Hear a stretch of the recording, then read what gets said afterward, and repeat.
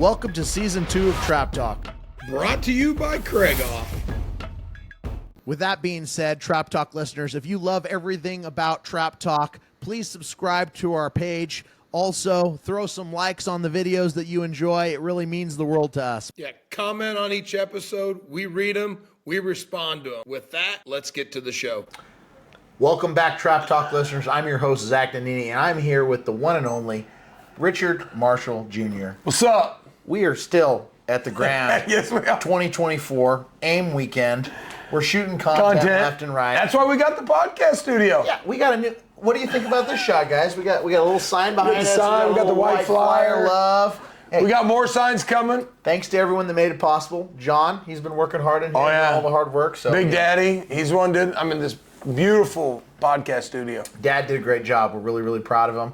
But you know, we keep getting questions, more Q&A. So we're gonna hit some out because we got a little bit of time tonight, and John says we got to catch up. Yeah, we can't sleep. So let's get into it, John. What do we got for some questions from the What's listeners up, today? Slink? Listener Extravaganza, Part 5, coming at everybody. We've got some great questions coming in. This question comes in from Brad. Brad is saying, my wife has been shooting trap on and off for the last couple of years. Recently, she's been having major problems on post 5. She is currently using a shot cam, and the videos are indicating she is shooting behind the targets. Specifically straight out or from the middle of the house, she seems to be moving to the left of the target. Any advice on how to get her to make better moves at the targets? Easy one. Shot cam needs to be replaced with shot tracker. And then if we did that, we'd already be a little bit closer to it. But what do you think other than that, Rick? I mean, if she's shooting to the left of everything, Yes. I would The left honestly, on 5 on a hard right? Well, no, he just said the left of it. I would take and put the trap on straightaway, stand there on post 3, and shoot it, a fixed straightaway target. And if she's consistently moving to the left, then I would move the comb accordingly. So I would move the comb away from her face, into her face. Everybody's a little different on that. And is she lined up down? That's the other thing. I mean, did he respond with the question? It's a hard question because No, it's not a hard question. It's You're making it hard right now. I think you have to think to yourself, what's going on and why is it only on 5 versus on 1, 2, 3, and 4? If she's breaking center, what was she doing on 1, 2, 3, and 4? Did it say? Nope.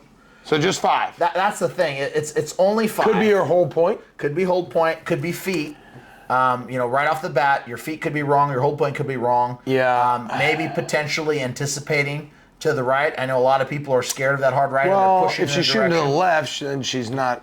Maybe she's throwing back the other way. I mean, Yeah. Honestly, without seeing her shoot, it'd be tough to comment exactly on what the problem would be. But I think what you're saying, Rick, is let's start off with making sure we're shooting straight. I would honestly, in a situation like this, I would take it to a pattern board, lock it in. You're looking down it with a figure 8 and shooting where you're looking. Mm-hmm. yeah, I think that's the best thing you could do. The biggest thing I would say is check your brakes on all the posts, though, because I would say if you're shooting left on 5, if there's an issue, you're probably shooting left a little bit on some other posts. You might not be noticing it if that's really the issue.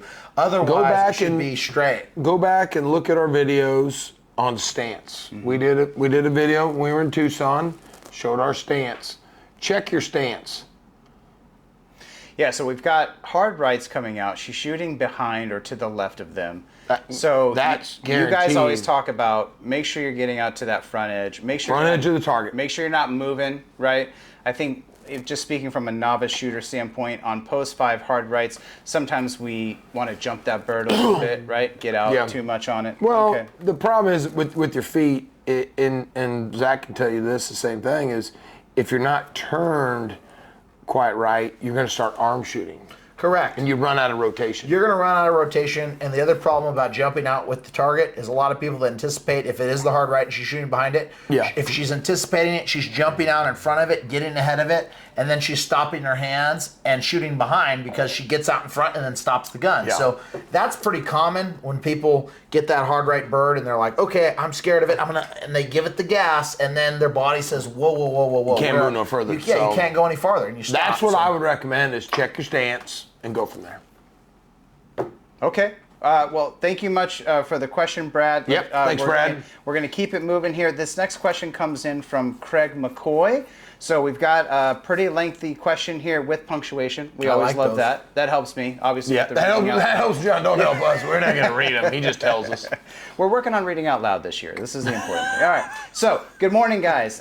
Late comer to the podcast, but 36 episodes in, and I'm loving it. So, thank you very much for that, Craig. So here's the question. Here's some background on my question. I'm a Class C shooter who's been shooting for a few years, but not consistently. I help with a youth team as a coach, and I've been helping my kids learn how to trap shoot, and I still need some help myself. Now, with that being said, how am I really going to work on my game as a left-handed shooter? And I always thought I was right-eye dominant. So he's having some right-eye dominance, left-hand shooter. Okay. He said, I've messed with the tape, the dots, the pipe sights, just shooting 2 eyes and even switching sides. But I feel like at 47, the best thing to do is just embrace being one of those one-eyed shooters. But I don't know if I can live with that. My issue is that when I shoot one-eyed, I really feel like my field of view is obstructed. Makes sense. He's shooting with one eye. Less vision. And it almost feels like I'm trying to look between the gap and the nose piece of my glasses, or the lenses on my shooting glasses. It's not quite that extreme, but you get the idea. I also have a ton of cheek slap, and Mr. Marshall helped me with that and shoot at KCTA a few years ago. So it looks like maybe you worked with Craig before. So he's wondering, with his left eye dominance, and trying some different aids here, is he going to make the move to 2 eyes? What do you guys suggest on that side of things? Going back to one of the things I picked up was he said he's looking through the gap in the lenses, nose piece. So that tells me he has narrow eyes, which my wife is the same way. And the most just standard off the wall lenses don't work, frames. So you might have to tweak the nose piece to shift the lenses over so you can see a full view out of it, because he's getting, the cheek slap with probably lifting his head because he can't see right. So there's all sorts of things. So first, I would work on the lenses, making sure you're not seeing through that gap, you're seeing through the lens, okay? 1. And then 2, I wouldn't change back to shooting right-handed. I would stick with what you're doing. The pipe sights will work if everything looks good. That's one of the things. Now, if it doesn't look good, you're not seeing, you got to make sure, that's the one thing people don't do, is making sure the gun's like, well, it looks good. Well, it can maybe look good, but it's got to be perfect. It can be off, so, even 1/8 of an inch. You're done. Yeah, you're 1/8 of an inch. I mean, 64th for you, but it's a lot. It's the little thing. So I would make sure that the mount and looking down it is perfect. Then we go to being able to either shoot 1-eye or 2-eyed. I think I've been a big fan of people that shooting 1-eyed going to the tape or the dots. I really think that that's the evolution of the game, because you get a lot more peripheral vision if you're going to do it. I don't see why, if you could do it with 1 eye, you can't do it with an eye and a dot. Like, you're going to get more field of vision. You're going to get more depth. Well, you get depth perception Correct. with tape on, a dot, whatever it might be. Exactly. Versus closing 1 eye versus you lose covering, the depth. you get the depth perception. So I would say, if you're going to stay on the side that you're going to stay on, I would tell you to commit to saying, I'm going to make the dot or the tape work. That would be my advice to you, instead of closing the eye, because I think closed eye is probably the hardest scenario in my mind. And then it goes tape. Then you get fatigue. And then 2-eye, right? So, I mean, ideally, if you could shoot 2 eyes, that's the best. But if you can't do it, you're not willing to flip sides, then I would embrace the tape and the dot. Now, be careful, because a lot of people go to the tape and the dot, they don't put enough tape or enough dot, and then when they turn their head this way, they look out the side, they get that hard left angle, and their left eye catches it, and they're like, oh, well, that doesn't work. Well, no, you're not taping the full range of that eye. So if you're over here turned in on that gun, and your eye's out here, and it goes this way, you need to have enough tape or enough dot to cover the range of whatever that left eye is moving on, because if it gets around that tape, you're done. right? You're done. Now, not too looking too around. much. You gotta, that's what the whole thing is, the setup, is making sure, like I said, your mount, everything's straight, everything looks good. And okay, we're good there. Now we go out and start shooting. Correct. And see what's going on. All right, I like it, and thank you again for sending in that question. If you want to send your questions in, please send them to askus@traptalkpodcast.com. We'll definitely get these guys to answer them for you. All right, folks, we got to take a quick second and give a huge shout out to our title sponsor, Craigoff. Me and Ricky both shoot him. We both love him. Yeah, best gun in the industry. I shoot them, I sell them. Nothing better, folks. Get yourself a Craigoff, your scores will increase. Yeah, I mean, Ricky's got hundreds and hundreds of hundreds with his. I mean, I've got a few hundreds, but I'm always working to get a little bit better, and they definitely help me, that's for sure. So on top of that, we also got to thank Winnig. I'm wearing the shirt today. Love this shirt. If you're down at the Grand, pick one up. Yeah, Winnig, like I said, Zach, hundreds and hundreds and hundreds with my Winnig stock. You know, get a hold of Bobby, Luke, Bill, get an appointment set up. They will make you a better shooter with that Winnig stock. Of course, yeah, the Grand's the great place to do it. Give them a call, get on their book. It's worth your time. Just remember, winners shoot Winnigs. With that being said, Let's get back to the show. Guys, we're moving on. Extravaganza. We're keeping it rolling Keep here. it rolling, Joe. This Keep it one rolling. comes in from Matt from California. He says, how to avoid shooting the blur. I hold a fairly high gun, similar to Bullard, and I catch myself on slight angles, and I'm short shooting because I believe I'm only seeing the blur. Any tips for this? Move my gun closer to the house, question mark. I've been told I get slow bird calls constantly. Oh, this is number 2. He slid a second question. Slid a set. Oh, two Matt, first. You got a tip. Yeah, we're going to need a little tip here. Okay, all right. So Matt slides in question number 2 here. In addition to the short shooting of the blur, I've also been told I get slow bird calls constantly. Pretty much everyone at my club and others outside of my club, and to be honest, I've never noticed. The only time I do is if I get a speaker that gives everyone a slow bird. Should I change my call? What would you guys suggest with everyone telling me that I get slow calls and slow birds? I would say let's start with the first question. Okay. Holding the gun like Bullard? No. You don't need to be pointing at the moon and trying to go down to the target. What you want, and if he's seeing the blur, what's happening, he's got his eyes disconnected from the gun so far that to me, if he's seeing a blur, he's looking over the barrel. Where if you're holding that high gun, you need to be looking around the barrel so you can see it. And, oh, there it is. And it goes back to when Wisconsin here 2 weeks ago, when Ryan Glow and I shot off, and it come down him and I, and we ended up shooting, I think it was 125 targets. 125, yeah. With 17 turns on the spring, 80 yards, and they were super high, and I held a high gun, but I looked around, and as soon as I saw the target appear, I slowly moved the gun, and then zoom by, locked right on, bam. So it's not a trap, though. You're not trapping. No, I'm not trapping, Yeah. and that's the one thing. So what I would recommend is, okay, you're holding a high gun like Bullard, don't go all the way to the house like we do, but cut it in half. Cut it in half, try that, keep your eyes close around the barrel, maybe even 20% under it, and that way that target, you'll see it, it's a blur, but as soon as it passes the barrel, it's clear, nice smooth move, shoot it, fall through. So that's what I'd recommend for question 1. Okay, Zach, what's your take? I agree with you, Rick. I think at the end of the day, I don't think it's entirely wrong if people want to hold high gun, but if you're going to hold high gun, you better damn well be sure you see the target before you move. So one thing Bullard told me about shooting high gun is he says the most important thing is when you're holding up there in no man's land, that target's going to blur and it's going to look fast, and until it starts looking slow and whole and complete, that's when he's making his approach and move. Now, in his scenario, he's not letting that target ever beat the barrel. Like, it never gets ahead. It never gets ahead. He shoots it like this. If you're gonna shoot it down, trapping the target, I think you still need to see a whole target before you start making that move and intersecting it and cutting it off. Yeah. But if you're gonna say, okay, I want to shoot with a higher hold point, but be more like Rick and Zach, well, that's when you would drop that hold point halfway, and then that would be your new trap house, and then that target's going to break, and when that target breaks, you're still making an upward move. So you got to decide,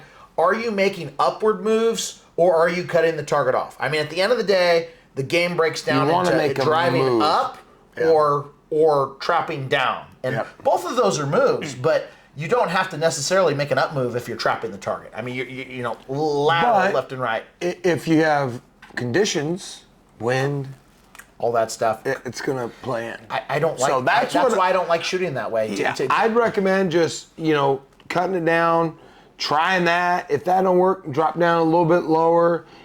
I wouldn't go up any higher, but I'd cut it in how half could you and go just higher? some people look at Bullard. To the question number 2, I would say the first thing you need to do is check where you put the mic, because a lot of people, I've noticed this, even when people that have been shooting for 10 years with us, they got the mic over here, they got the mic over there, they got the mic where it doesn't hit their gun when they're closing it because they like, oh, I want it over here, and I'm like, dingus, you're the only one getting slow pulls on the mic squad. needs to be and like you need to in put front it of you. to wherever you Or like, to the right, if whatever. you're turning on the side of your body and you're shooting this way and you're blowing the call into your shoulder, well then you better put the mic out where you're gonna mount, because it could be in front of you when you start, but when you mount the gun, where's your mouth pointed, right? So I really like to. And it depends on the sound. How are you calling? Are you going? What I don't like to see is I don't like to see people get louder. Like it's a tone thing. If you're one of those guys that's calling and setting off field 2 down, there's a problem. I don't recommend that. Yeah, don't, because we've had it where we've had people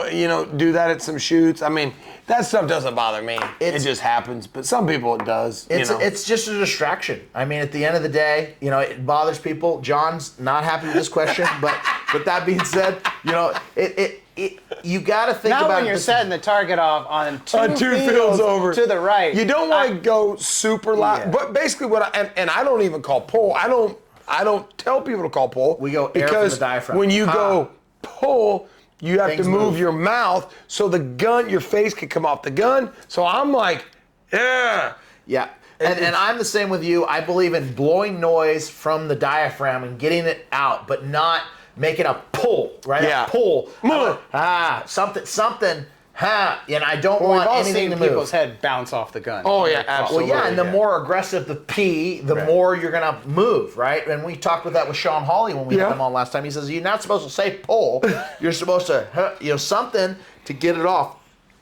Check your tone.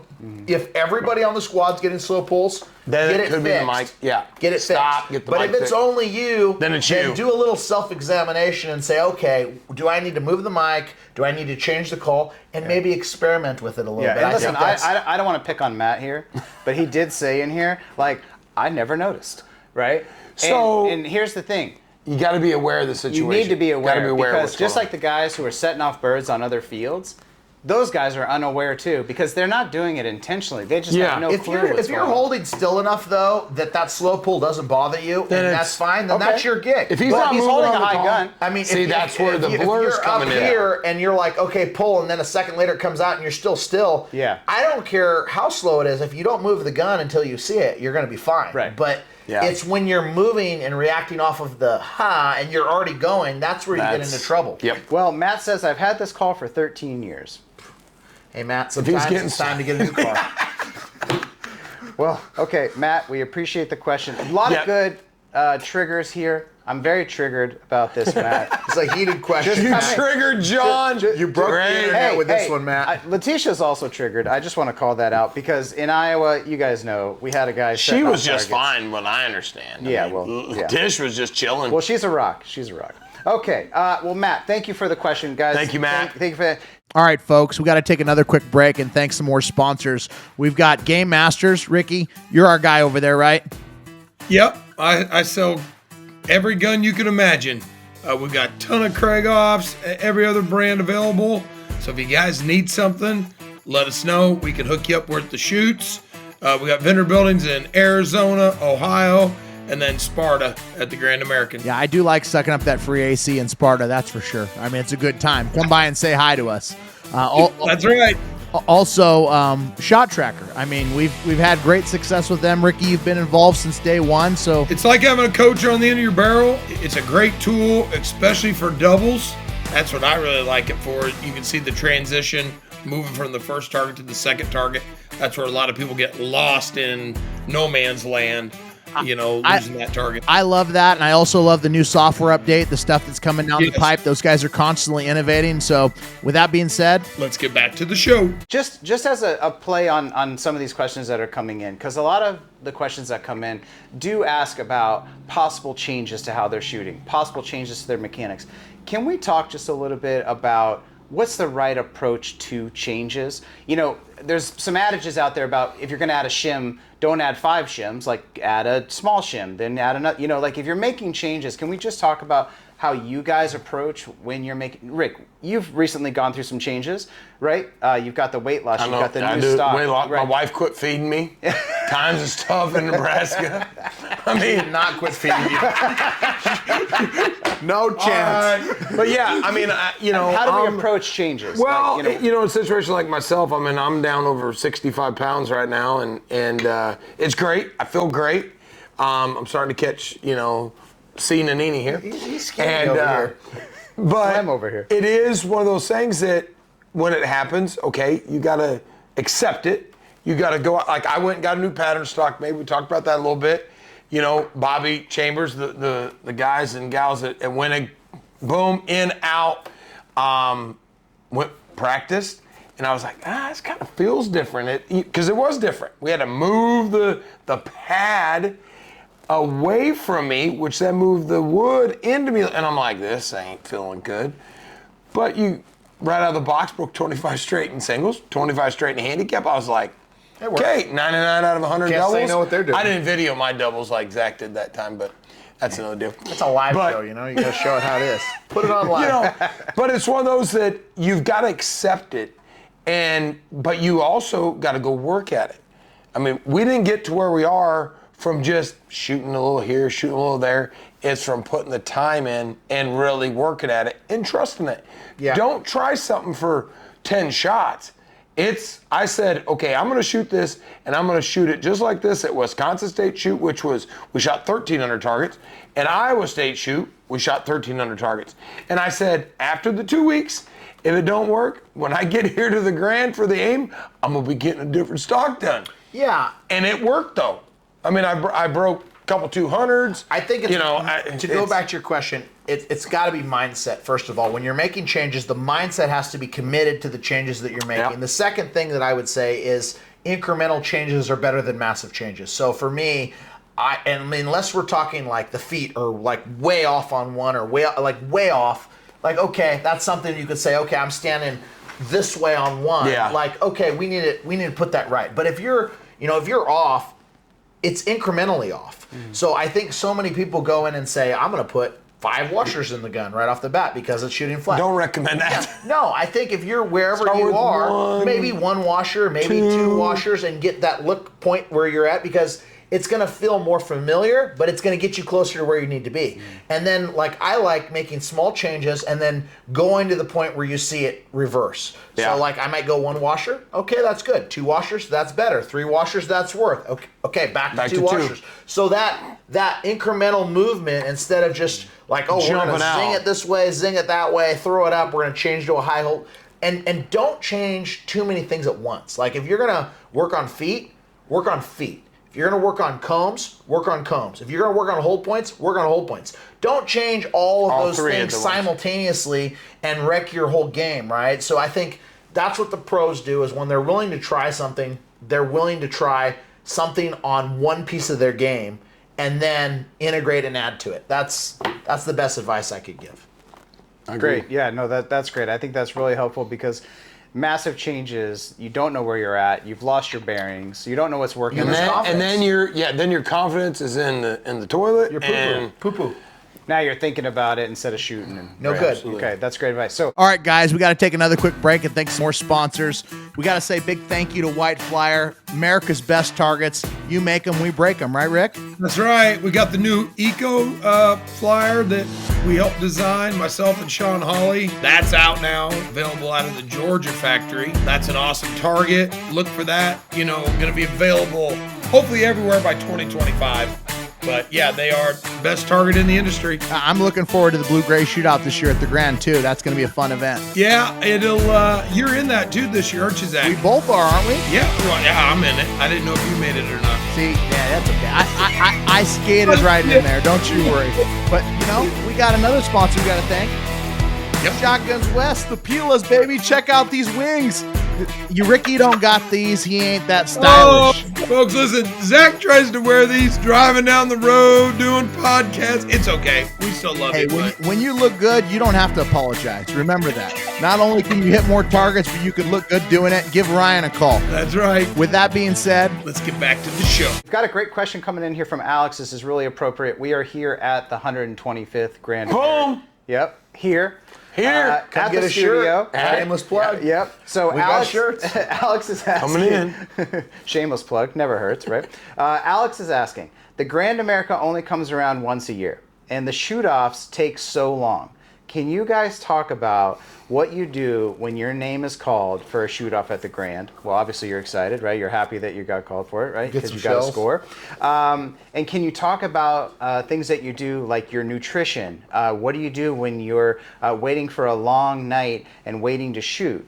So Alex is asking, We're pretty how do I athletic with prep our for nutrition, these I mean. shoot-offs? So I think we've got the best two guys to answer this question for you, you want to talk Alex. health and fitness? Yeah. You got the guys right You here. came to the We right have been walking place. a lot lately, but not as much as Justin Walking to Debris. Wendy's. That's okay. We're doing But Alex came to the right place. You've got the right two guys We got here. some thoughts. I We're mean- at the Grand America. So starting off, shoot-offs at the Grand can take a while. Now, the way they do it now, honestly, I wish we could go back to the old way when we shot in Vandalia, and that was shoot-off started at 9 o'clock. Bam.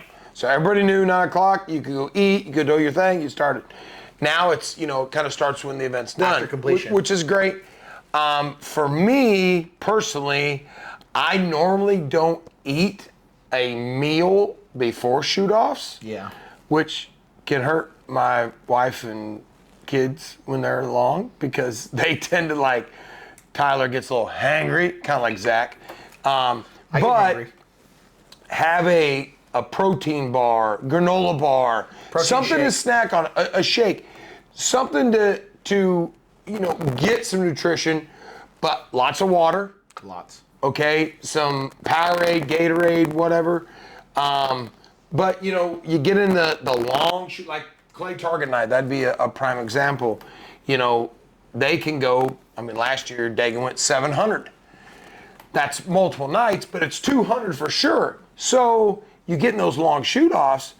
You don't let your mind slip to I'm hungry. Yeah. Adrenaline will pull you through. 100%. Yeah, so you're not thinking about food comas, right? No, You're don't thinking about food. don't Don't think go about pound that. a whole pizza. And, You need to think about what your task is at hand, but you want to relax, number one. Yeah. Okay?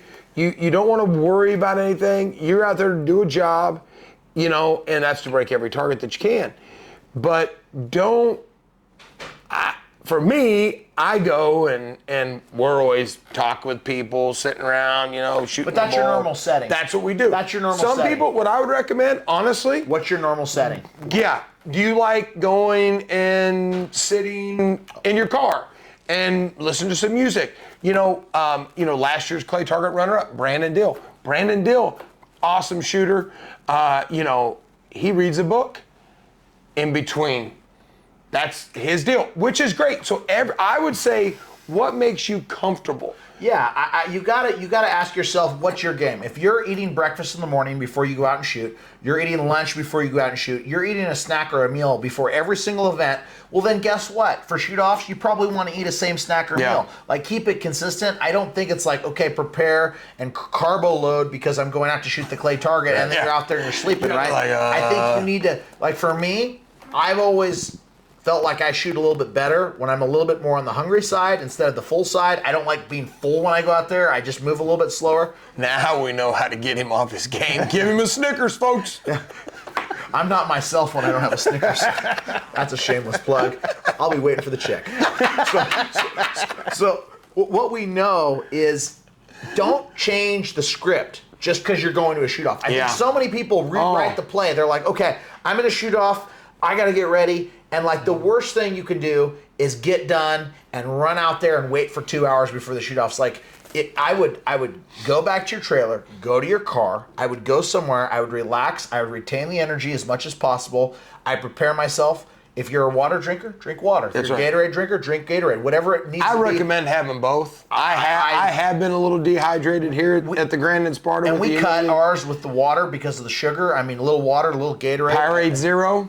Shameless plug. I'll be waiting for the check for that. See, he's jumping on my duck. It's gotta get some quiche. But I think so many people take the shoot off and set it as its own thing. Yeah. It's just another event of shooting. So, like I said, recognize what you're doing consistently.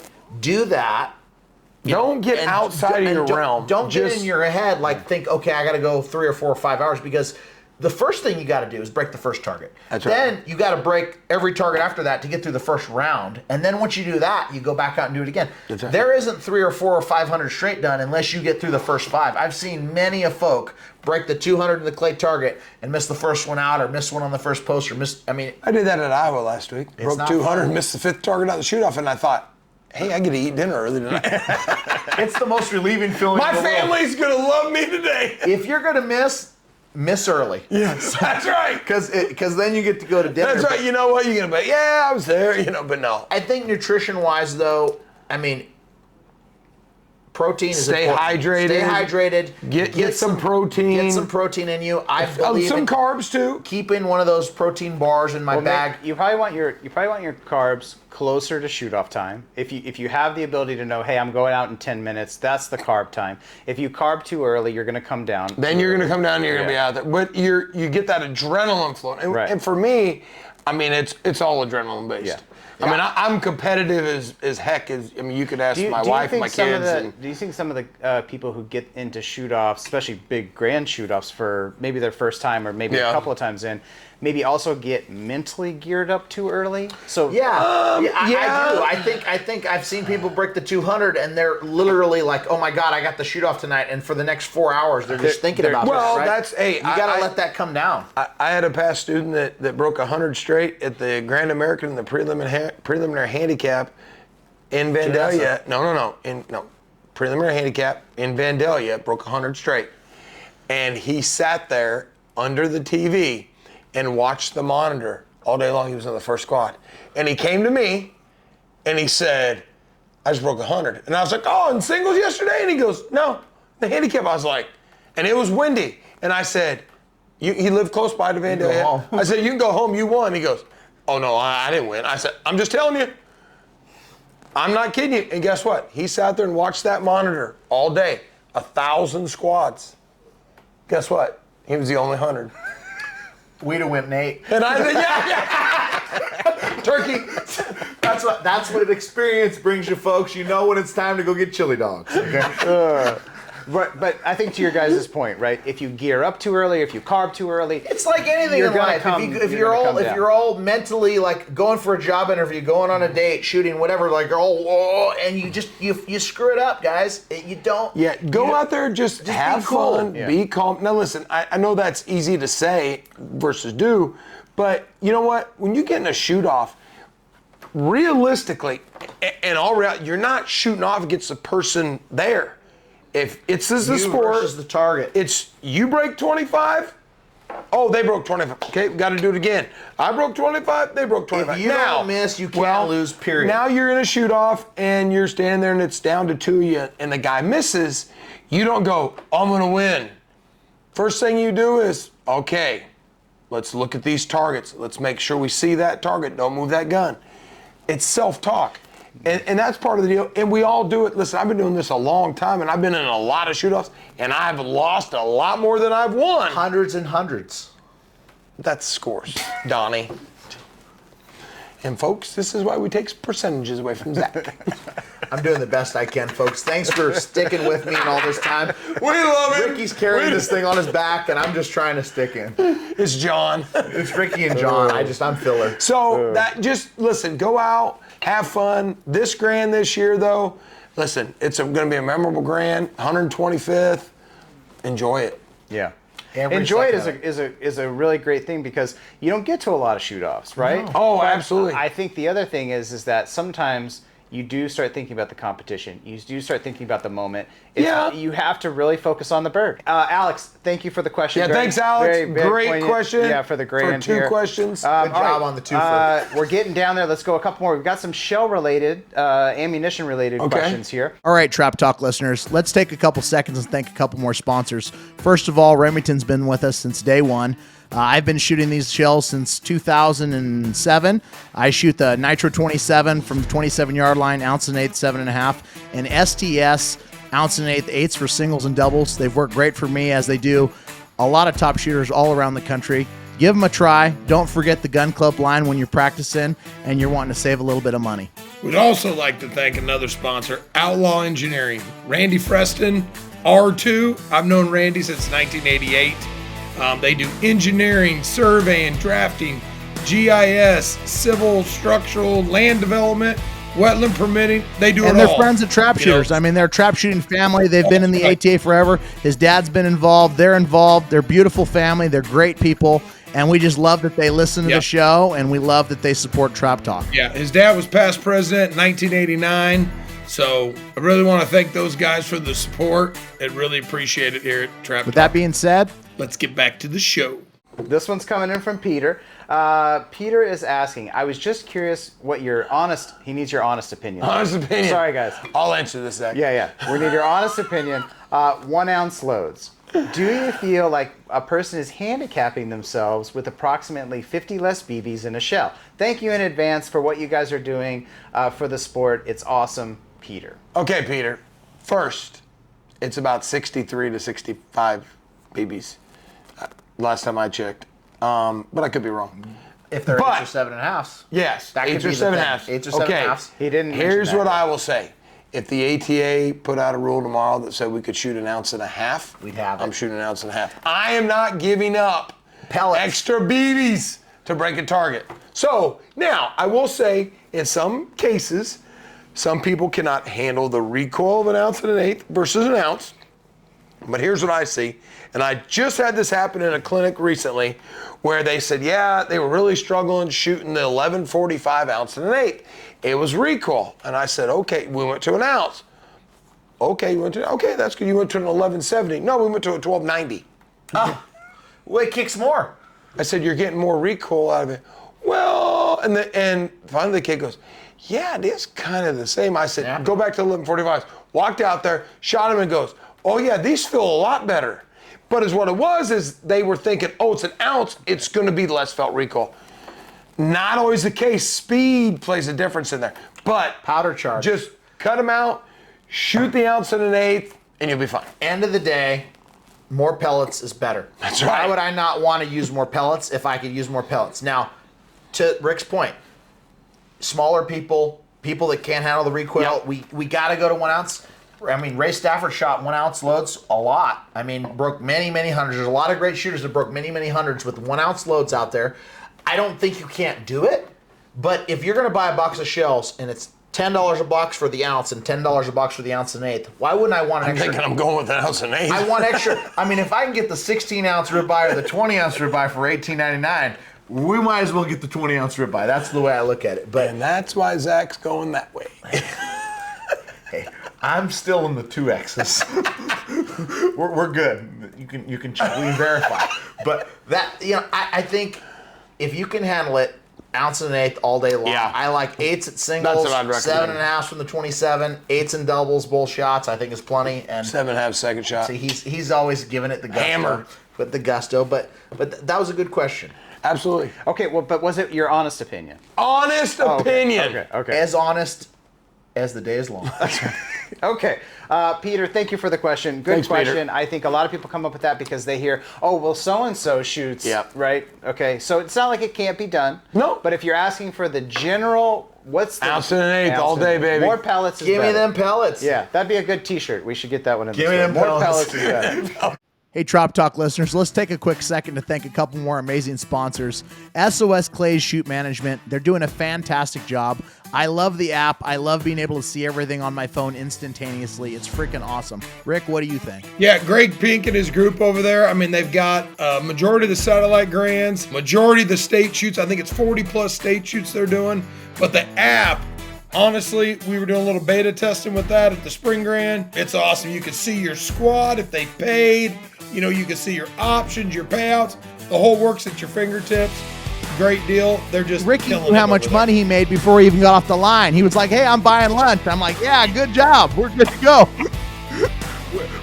That's we right. also got gun and trophy insurance. I mean, they're the best in the business. I know they're great price. Ricky, you're familiar with them, right? Yeah, Cole and Larry Cushman been long-time supporters of myself, and I've been a supporter of them, and, you know, especially with my college team.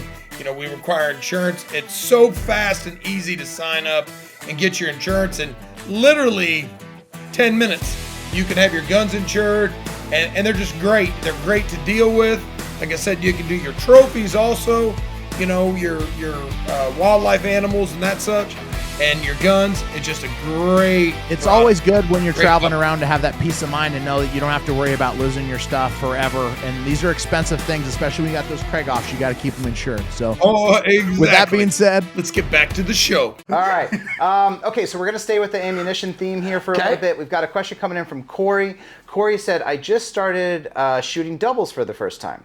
I'm currently reloading 1 1/8 loads with my Remington STS gun club holes. Remington and STS and gun club and gun holes. club, okay. Yeah. Is it worth loading 1 ounce shells for the first shot to help alleviate some of the cost of reloading while also reducing recoil on the first bird? What do you guys think? I think we answered it a little bit. I think we already. just answered it. Ounce and eighth. We just answered Now, going into taking effect, if it is a cost issue and you love to shoot this game and that's what you got to do, then hey, do what you got to do. You're going to save a little money over You your will save a reloads, little right? bit. you're going to get, what, 2 boxes of shells out of a bag of shot?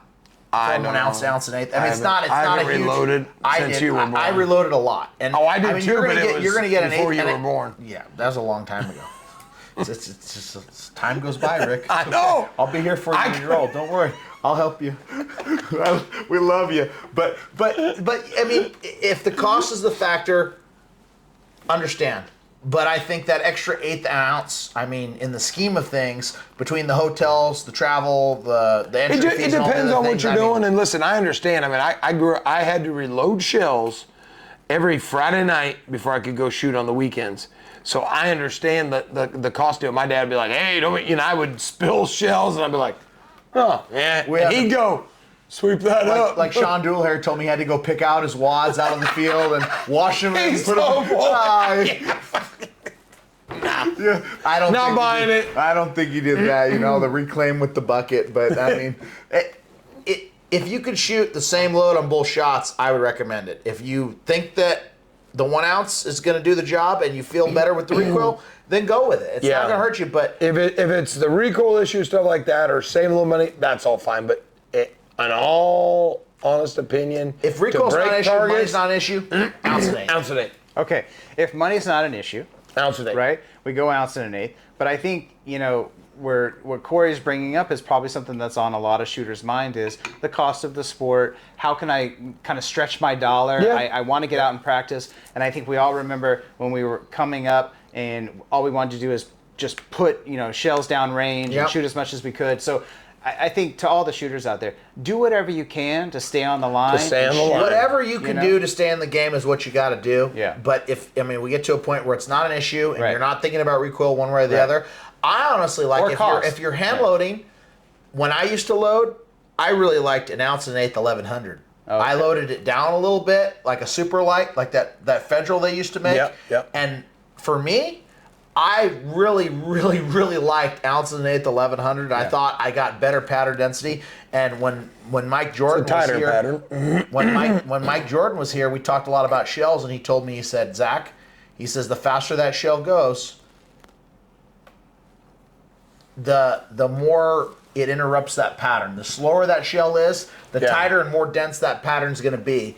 And so in that scenario, I could noticeably see my smoke balls from an 1100 to 1150, I had better brakes with that slower shell. Well, yeah, because it's tire pattern. Exactly. I mean, Absolutely. why not? I mean, why not freaking give it the gusto? All right, folks, let's take a quick second and thank some brand new incoming sponsors of the show. These are personal friends of mine, fellow clay shooters, and lovers of the outdoors, Rick and Carla Burke at 73 Pointers Ranch. Rick, tell them what we're doing. Well, we're doing a giveaway at the Grand American. So they've graciously donated a one-person hunt for, I think it's, 18 quail or 12 chucker or 8 pheasants.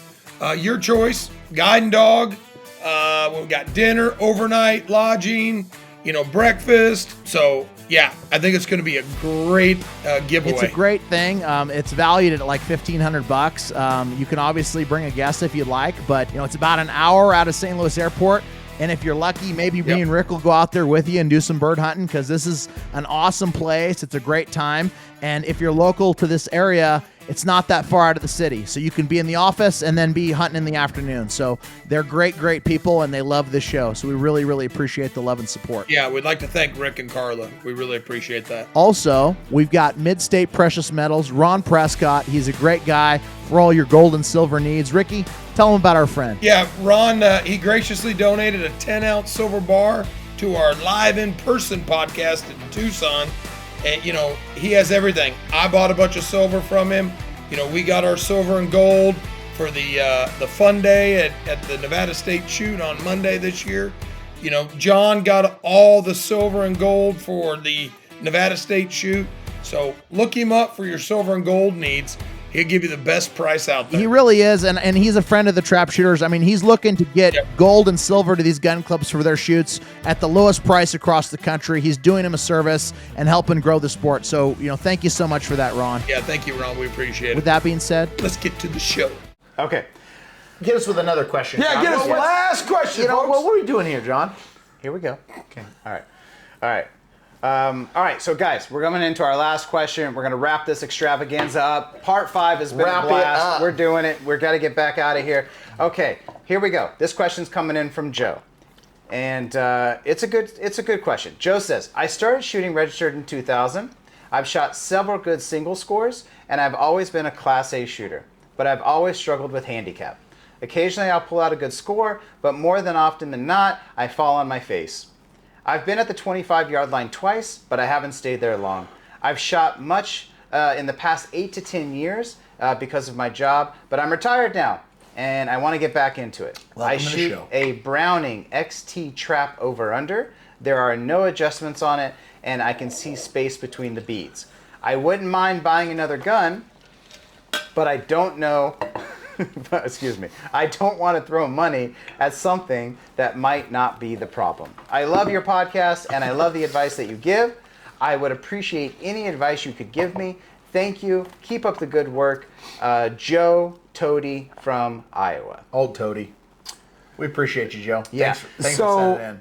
I mean, one, I would say if he's having, take a class, sign up. I mean, Iowa, there's a lot of clinics around Iowa from different folks. Call one of us. Here's the thing. I would say there's something that's stopping you from getting to that next level. And honestly, I mean, the gun you shoot, perfectly fine. If it fits. That It goes back to key. fit. If you got it and you're like, oh, it's got space in it, or it's left or it's right, and it's like, okay, I'm not doing any, no adjustments, no whatever. Okay, that's fine if you want to go and you just want to have fun with it and you want to go out to the weekend, you want to shoot the league shoot, you want to come to the ATA.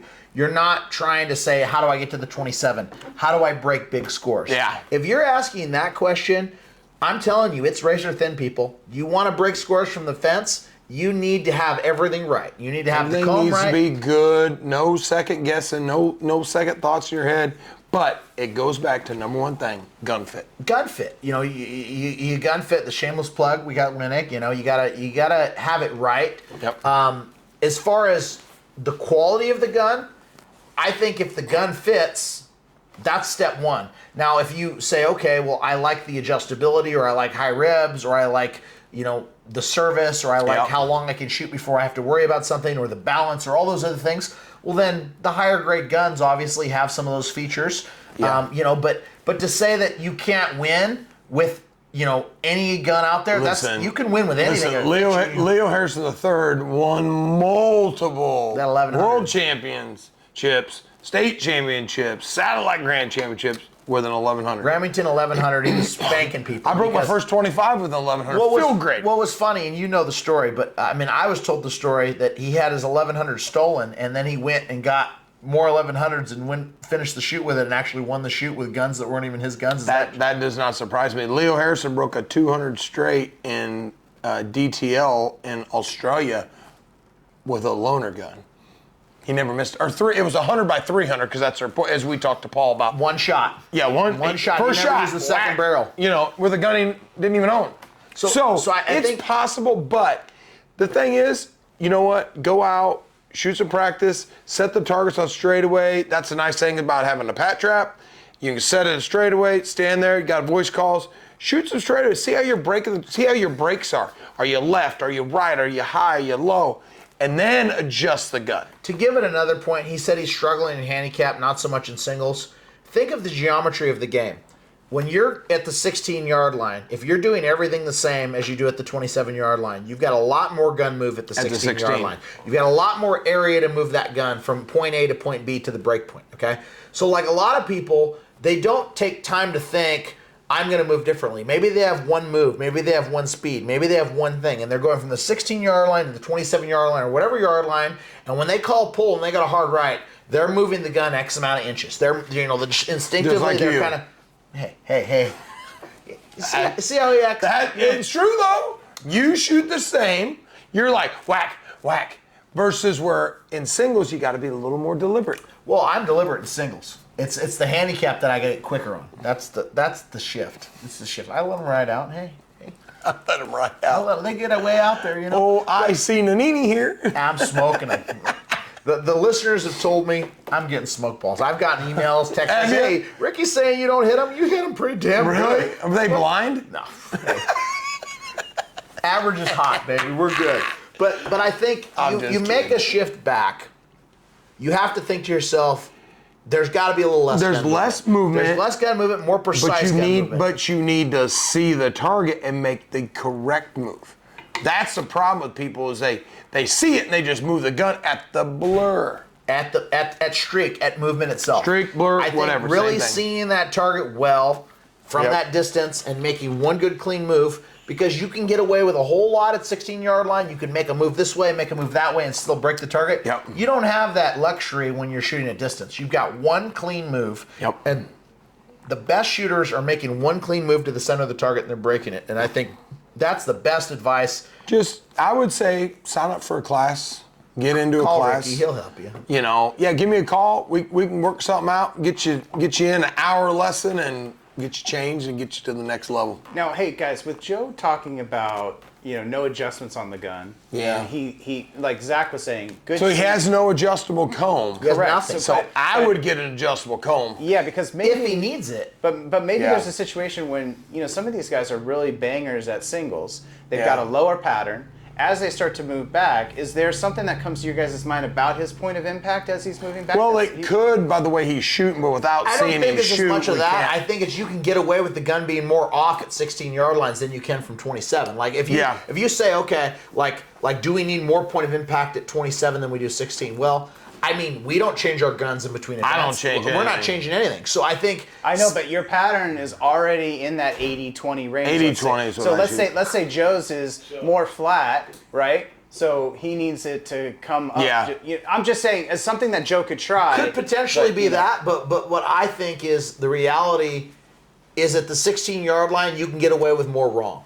Yeah. And that's what I tell people all the time. You can do get away with worse way more things. wrong. Yeah. You could have the point of impact being too flat. You could have it being too high. You could got- have it you being got more too left. grace. You got more Yeah. grace, and Yeah. you can get away with Versus hitting and dinging 96 and 97. 27. But he's saying even It's- 25, right? 'Cause he Well, said- 25 to 27 is the same. It's the same. You get back there, it's more technical. You got to be more precise. So less room I for would error, say yeah. make sure the gun is fitting properly, and then go from there. Yeah.